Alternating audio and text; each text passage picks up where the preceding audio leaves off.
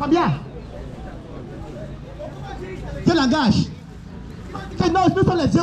Mais tu peux quand même aller dire dehors à la chose dehors que je t'aime. D'où la division dans le foyer. Hommes, aimez vos femmes. Combien d'hommes peuvent encore rentrer du dehors pour se dire que chérie, voilà un cadeau que tu as gardé. Voilà. Tu sois un joli point à ta femme. Ils sont combien? Le foyer est en crise. Parce que l'homme ne peut plus aimer sa femme. Et la Bible dit aussi, femmes, soyez soumises à vos maris. La soumission aujourd'hui est devenue une denrée rare dans nos foyers. Parce que la femme aujourd'hui a décidé de porter le pantalon. Et au nom des droits de la femme, on a décidé de dire, moi aussi je peux. Parce que tu as un salaire plus grand que ton mari, tu deviens le chef du foyer. Ou parce que tu as de l'autorité dans la société. Tu penses que cette autorité-là se construit dans le foyer. Quand on le veut ou pas, tu as établi l'homme comme le chef du foyer. Et tu te dois être soumise à ta femme si tu veux la paix dans le foyer. Excusez-moi, maman. Là où il y a Dieu comme rien ne marche. On voit bien vos visages. N'est-ce pas? Hein? Mais la femme qui prend sa place dans le foyer en étant soumise à son mari, alors reçoit tout de son mari. Parce qu'à tout homme se trouve un lion, petit lion, et à toute femme se trouve une colombe. Et contrairement à ce qu'on pense, la colombe est plus forte que le lion. Parce que quand tu prends ton mari, quand tu donnes à ton mari les besoins dont il a je mets ça dans la quête. dont il a besoin. C'est la quête avec. Je vais jeter ça dans l'assiette du pasteur. Donc a besoin d'être entretenu. Ton premier bébé n'est pas ton bébé, ton premier bébé c'est ton mari. On va parler. L'homme a besoin d'être entretenu et choyé. Si ton mari sort et qu'il est sage, c'est quoi qu'on voit? Prends soin de ton mari. S'il ne mange pas à la maison, tu dis, ah, on s'en fout. Va manger où? Et après, demain, à chaque fois, on va donner le bon repas, il va caler dehors. La division dans nos foyers émane du manque de respect de chacun. Chacun joue pour son rôle. Et la division dans la famille, c'est parce que chacun voudra se sentir, chacun se sent. Frère et soeur en Christ, je nous dis, en ce matin, que nul ne peut vivre sans l'autre. L'homme est un animal politique, c'est-à-dire que tu as besoin de ton prochain pour vivre. Ce n'est pas parce que tu conduis la voiture que tu penses que le petit pousseur ne peut pas t'aider. Frères et sœurs en Christ, nos familles sont divisées parce que chacun voudrait rechercher son intérêt personnel. Pourquoi y a-t-il des divisions entre vous? C'est la parole. Pourquoi y a-t-il des terrains entre vous? C'est à cause des désirs et des passions qui brûlent en vous. Parce que tu es riche. Dans la famille, on peut plus te parler. Même si on te rend visite chez toi, tu crées tout le monde comme les papiers. Parce que tu as de l'argent, parce que tu as une voiture village vraiment bancaire. Mais quand tu mourras, tu iras dans la tombe.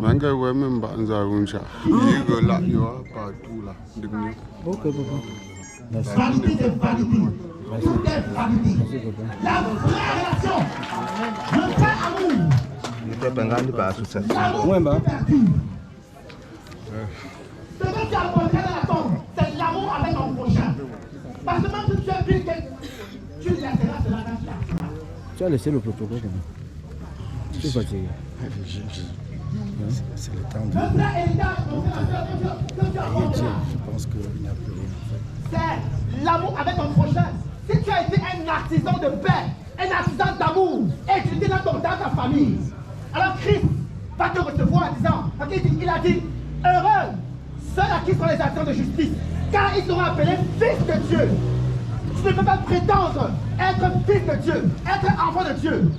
Tu ne peux pas prétendre venir chanter Jésus-Christ à l'église, mais tu n'aimes pas ton frère, mais tu n'aimes pas ta soeur, que tu vois. Comme le grand évêque d'Ormont disait toujours, ne vis pas sur la terre au ciel comme, ne vis pas au ciel comme si la terre n'existait pas. Aime ton prochain comme toi-même. Aimer ton prochain, c'est d'abord aimer ta famille. Si dans ta famille, les gens souffrent, mais tu fais les grands dons dehors, sache que tu es une chose que tu ne connais pas. Il a dit dans sa parole, il dit dans le livre des Évangiles, il dit, celui qui aime sa famille est plus qu'un païen. Il a dit, celui qui aime sa famille est plus qu'un païen. Si tu es un être de ta famille, tu as beau chanter, tu as beau faire tout ce que tu veux, Dieu ne te connaît pas. Dès que tu es là-bas, c'est l'enfer. Il te dira, je t'ai rendu riche, je t'ai donné le potentiel, l'autorité pour être un instrument de paix, d'amour et d'unité dans ta famille. Mais quand tu fais de cela, alors tous ceux-là qui souffrent, tous ceux qui sont morts dans le péché, tous ceux qui sont morts par manque d'argent, alors que je peux les aider, c'est leur sang retombe sur ta propre tête. Mon frère et soeur, au nom de la paix, au nom de l'amour, mets de côté tes intérêts personnels et essaie d'aller vers ton prochain pour demander pardon. Parce qu'il n'y a rien de plus puissant qu'une famille unie. Une famille unie, quand la famille est unie, Dieu est au milieu. Même les enfants réussissent, vont plus vite.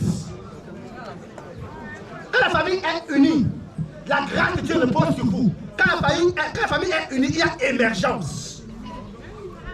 Quand la famille est unie, il y a solidarité.